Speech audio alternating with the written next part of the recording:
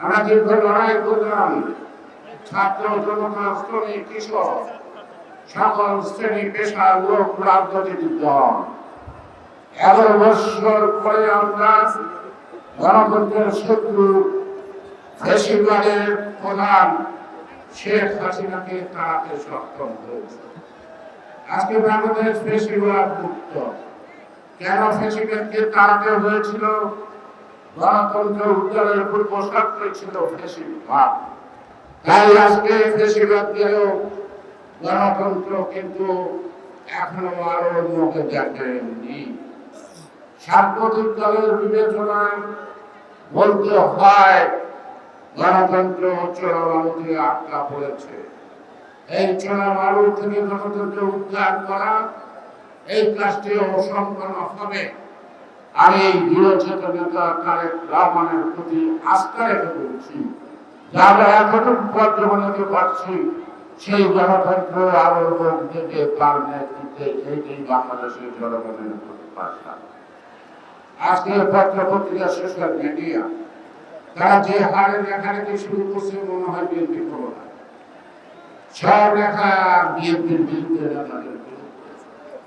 গণতন্ত্র বিএনপি একটি নাম, এক এবং অভিন্ন। বিএনপির বিরুদ্ধে ষড়যন্ত্র আর গণতন্ত্রের বিরুদ্ধে ষড়যন্ত্র আরই এক প্রাকৃতিক মাপতে চাই, এক মাটির মাপতে চাই। তাই গণতন্ত্র উদ্ধার হলেই বিএনপির বিরুদ্ধে ষড়যন্ত্র থামবে, বটুকা থামবে না।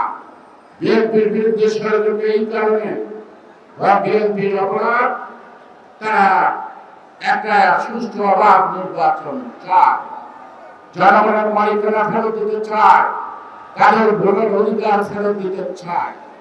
ইদানিংকালে এক সাংবাদিক বললেন যে আপনারা এই গণতন্ত্রের কথা এখন বলছেন কেন? আমরা যে 11 বছর যাবৎ বলছি নতুন কিছু না। এর জন্য জীবন বিপন্ন হয়েছে, অনেক মায়ের বুক খালি হয়েছে, অনেকে সন্তান স্ত্রী হারা হয়েছে, অনেকে প্রমুক্তকরণ করেছে, অনেকে ছাত্র তার জীবন দিয়ে লিখে গেছে এই গণতন্ত্র পুনরুদ্ধার এবং ফ্যাসিবাদের ইতিহাস। এই ইতিহাস পাল্টানো যাবে না। আজকে যারা সরকারে আছেন তাদেরকে বুঝতে হবে বিপ্লব অর্থাৎ দীর্ঘ 11 বছরের আন্দোলনের ফসল আজকের সরকারকে বিশ্বাস করে জনগণ দিয়েছে, তারা একটি নির্দলীয় নিরপেক্ষ নির্বাচন করতে সক্ষম হবে, কারণ তারা কোনো দলীয় না।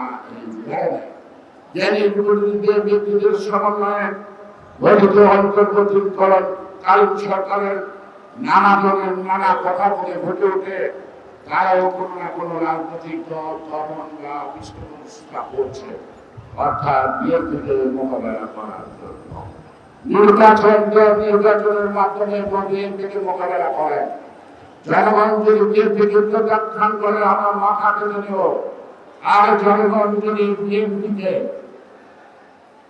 জয়ী করে অথবা রাষ্ট্রীয় দায়িত্ব দেয়, তাতে আপনাদের মনে কষ্ট লাগার কোনো কারণ আছে কিনা আশা করি প্রকাশ করবে।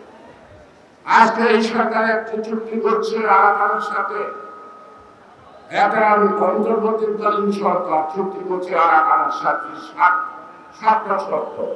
7টা শর্ত গোপন কেন? হাসিনা ইন্ডিয়ার সাথে অনেক চুক্তি করেছে, সেই চুক্তি অনেক কিছু গোপন। আজকের সরকার পররাষ্ট্র উপদেষ্টার কথা বোঝা যায় না, তাহলে হাসিনা সরকারের চরিত্রের সাথে এই সরকারের চরিত্রের তফাৎটা কি আপনারা আমাদের বুঝতে পারেন? আমরা সেই 7টা শর্ত জনগণকে প্রকাশ করে, সেটাকে জনগণের পক্ষে না বিপক্ষে আমাদের আজকের স্বাধীনতা সার্বভৌমত্ব, আমাদের সীমান্ত নিরাপত্তা থেকে আরম্ভ করে প্রত্যেকটি বিষয় পর্যালোচনা করলে বোঝা যায় এই চুক্তি আগামী দিনে একটি বিস্ফোরণ হয়ে দাঁড়াবে বাংলাদেশের অস্তিত্ব এবং স্বাধীনতা সার্বভৌমত্বের বিপক্ষে।